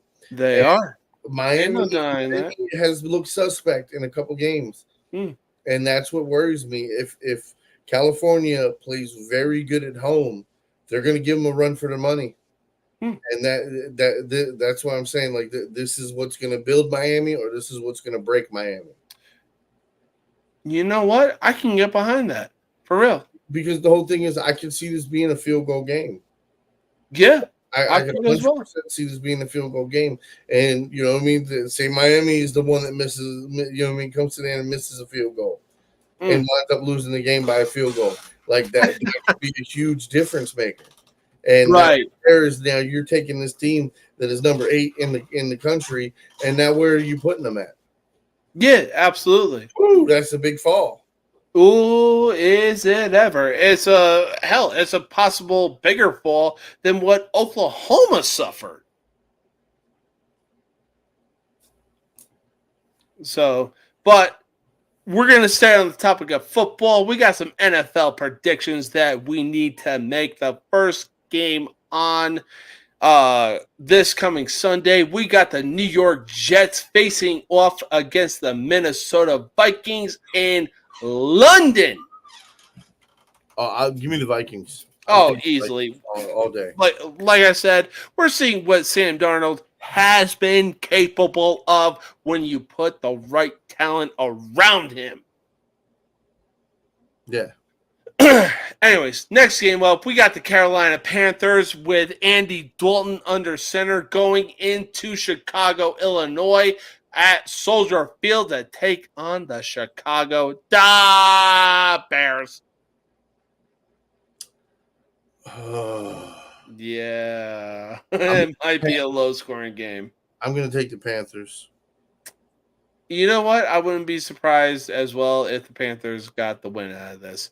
But this next game might make or break the season for this team as Baltimore goes into Cincinnati, Ohio to take on the Bengals, who are 1-3. I'm gonna take the Ravens. Yeah. I feel like we just ran the ball. Mhm. Now again, we can lose this game by not Yeah. running the ball. Yep. And I agree. I mean, look, the Bengals are off to a 1-3 start right now, and they have Joe Burrow and Jamar Chase. They don't have a defense. Yep. You have an offense that sputters, that can go out there and do a 6-minute drive for a touchdown, and then a bunch of times they'll go 3 and out.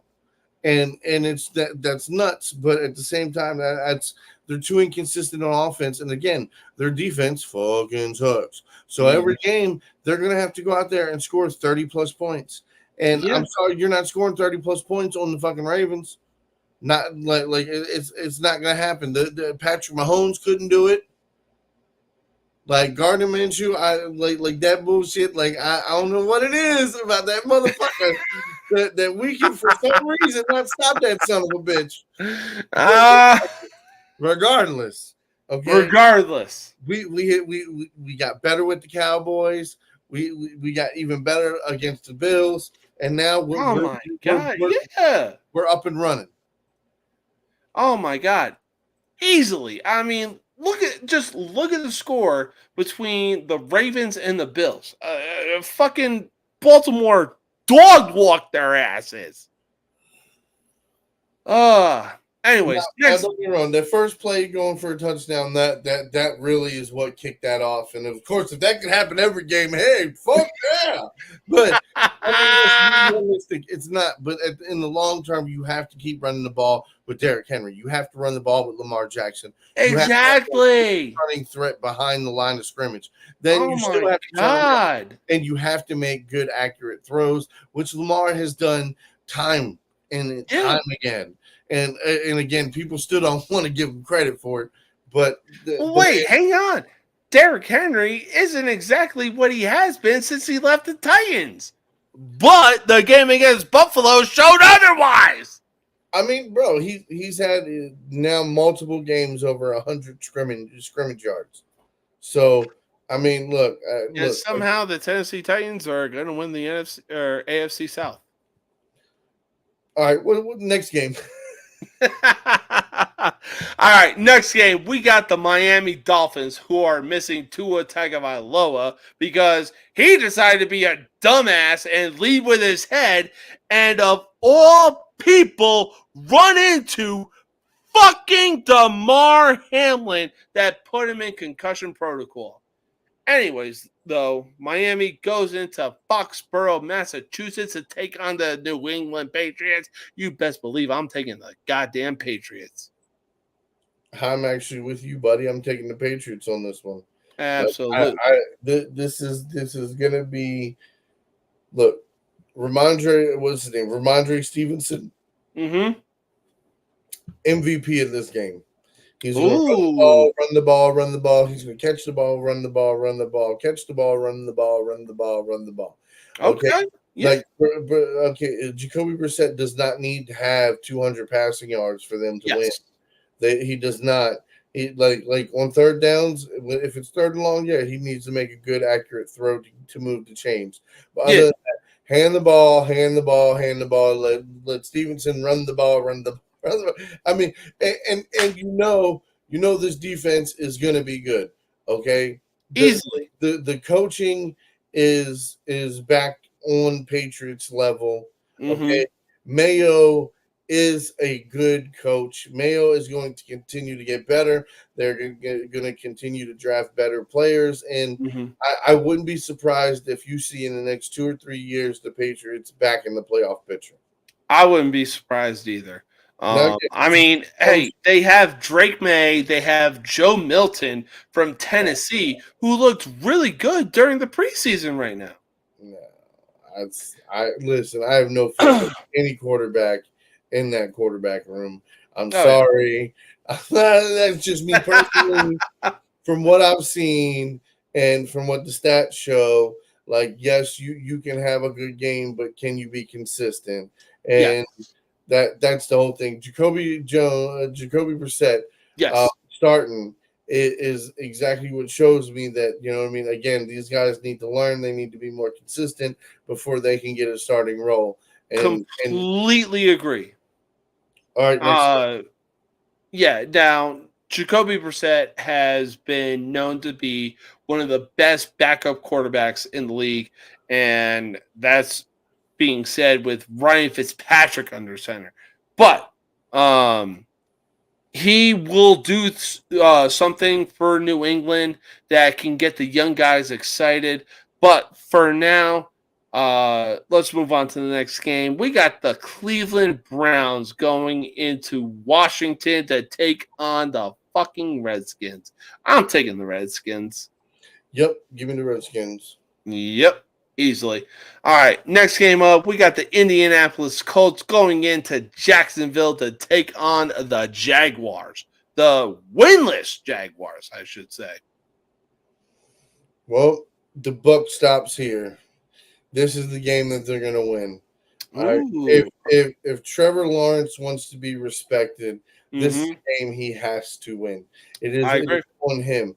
Like, yes, I understand he doesn't play defense. He doesn't catch the ball. He can't. But when there's times in your career where you say, "Hey, I'm worth my salt," yeah, this is the game. Okay, you have to make good decisions. You have to make accurate throws. You have to do what you need to do to win this game.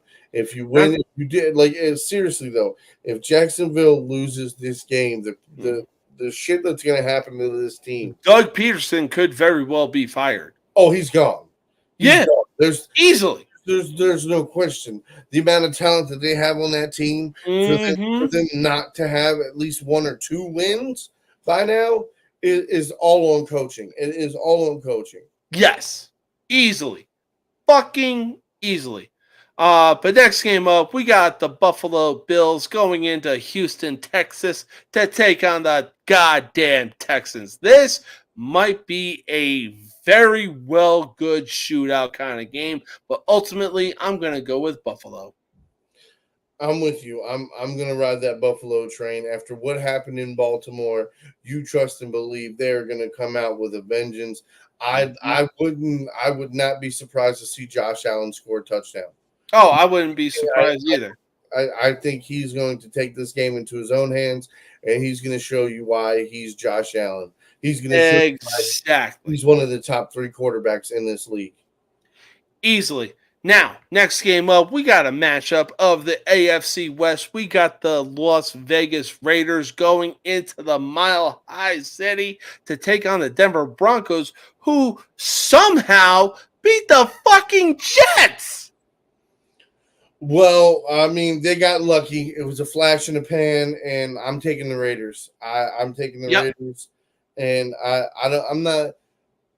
They could win by 3 points. They could win by 7 points, but regardless, like, I'm leaning more towards the 7 points. But Las Vegas has it at 3 points, but I think they're wrong. I think the Raiders are going to come in here. Gardner Minshew is going to have a game. Myers, Tucker, Bowers, like these guys are going to go off. They're going to have a good game. So no, it was. Let's get it. Devontae Adams, no Devontae Adams, whatever, baby. It just win. Oh yeah, for sure. Like Al Davis said it best: "Just win, baby, win." To quote Snoop Dogg. But next game up, we got the Arizona Cardinals, arguably with the hottest connection being Kyler Murray to Marvin Harrison Jr. going into Santa Clara, California to take on the San Francisco 49ers. Give me Arizona. Ooh, okay. That I mean, again, it's a 7-point game, bro. 7-point game, right? Yes. Arizona can score. Arizona has put up at least 2 touchdowns in every game. Okay, so they've proven they can score. They went blow for blow with Buffalo. Okay, and they did. And again, Harrison Jr.'s the biggest problem is the defense. Okay, can the defense get 2 or 3 more stops than San Francisco? Now, the thing I get with San Francisco is their front line is only going to mean about that much. Okay, That's true. Third downs is really all that like that front line is really going to matter on third downs. Oh yeah, for sure. Third downs, first and second downs, third and short downs, like is going to be really hard for him with James Conner and Kyler Murray, and Kyler Murray has been getting the ball out quick. That's why he has. It's nice to see that he's actually getting the ball out instead of playing Call of fucking Duty. Yeah, so I said it before the season started. I said, look, I think they're my dark horse team. I think they're going to be a lot better. Now, do they make the playoffs? Probably not because of their division. But are they going to be a team that gets more than 5 wins? I think so. Yeah, I could see that. So I think this is a crap game. But we are still going to stick to the NFC West. We got Green Bay going into Inglewood, California to take on the LA Rams. I'm going to take Green Bay. Why? Because the fucking Rams are too injured right now, and they don't have Aaron Donald. Yeah, I'm with you. I'm taking the Packers.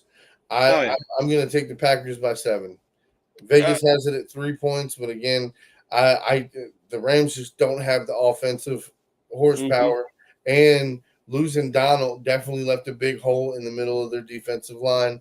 Are they still a good team? Yes, they're still a good team. They they will beat you if you do not come to play. But are they going to beat the Packers with all the talent that they have on offense and the talent that they have on defense? I look for Rashad Gary to have a great day. Oh, yeah, easily. Again, we're still staying in the NFC West. Somehow, this team revitalized Geno Smith's career as the New York Giants go into Seattle to take on the Seahawks. I'm a Giants fan, but I'm going with Seattle on this one. I'm going to take the Giants. Ooh, okay. Listen, it's a 6.5 point spread. The Seahawks have played a really good game, and I think they're going to come in here, and I think they're going to be like, oh yeah, we're just going to go ahead and kill the Giants. But guess what? The Giants are going to come in, and dude, I feel like between Napers and Napers is healthy, correct? No, I think he's ruled out because of concussion protocol. Seahawks, baby, Seahawks. That's what I'm saying. All right, so for Sunday night, we got Dallas going into Pittsburgh. This is easily a must-win game for Dallas if they want to stay in the NFC playoff picture. But right now, I got Pittsburgh. I got Cowboys. All right. So for Monday night, we got the New Orleans Saints going into Kansas City to take on the Chiefs. I mean, Chiefs. Yeah, it wouldn't be too surprising. Wouldn't be too surprising at all. But that is everything that we have needed to talk about. Big Mac, I want to thank you again for being able to come on and discuss everything that has been needed to talk about. Like I said, Saturday is about to be super fucking stacked, and it's not going to want to be missed. I'm like, bro, legitimately, like, I'm ready to go to sleep. Hey, it is what it is. Thank you for coming on. Enjoy the rest of your night, and best get some sleep, man. Peace. Peace out. All right. So, like I said, we got a stacked card for Saturday. We got college football. We got the divisional series for baseball. We got UFC 307. And on top of that, we got WWE Bad Blood. Oh, my God. You're not going to want to miss it. I'm easily going to be talking about it the next time that I come onto the show. Man, I will see y'all next week. Peace